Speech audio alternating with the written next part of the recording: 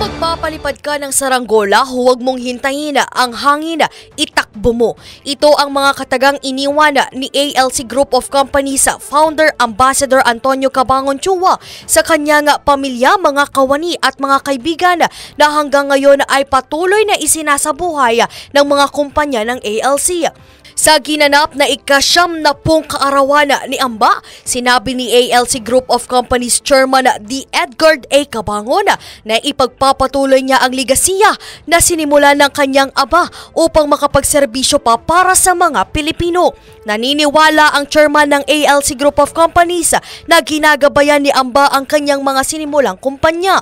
In particular, I would like to thank Father Harley, Father June Tascon, and of course Father Hans. They're all very, very close to that. And of course, the BFF of that, Best Friend Forever, our good first gentleman, always present in this. Maraming salamat. Si Ambassador Cabangon Chua ay naglingkod bilang ambassador ng Pilipinas sa Laos at kinilala hindi lamang sa kanyang kahusayan sa negosyo kundi maging sa kanyang malapit na pakikipag-ugnayan sa simbahan at iba't ibang grupo. Inalala naman ng mga naging kasamahan sa trabaho at kaibigan ni Amba ang kanyang mga iniwan na payo, kataga at alaalang pagsasama. Si Ambassador Cabangon Chua ay tunay na mapagmahal, palakaibigan, ang puso ay busilak sa pagtulong.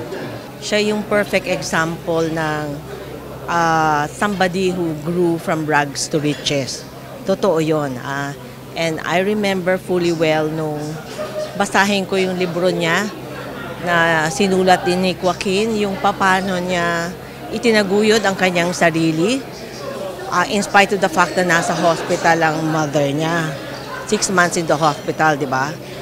He made sure that his mom will not worry kung paano sila mabubuhay, paano kakain, paano magbayad na renta, yung ganyan. Yun, lahat yun ginawa niya. Wala siyang hindi pinatulang trabaho. Alright, we are celebrating the 90th birthday of Amba.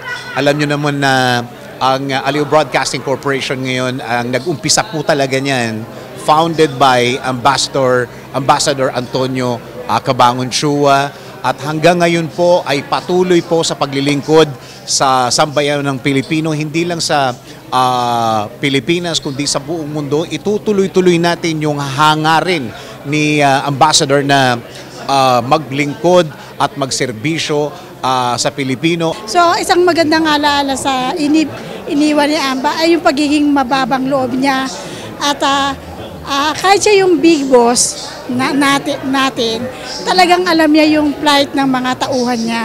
Naging malaking bahagi na ng buhay ni Amba ang pagtulong sa maraming paraan sa abot ng kanyang makakaya at ito ang naging dahilan upang labis siyang mapamahal sa mga taong nakakakilala sa kanya.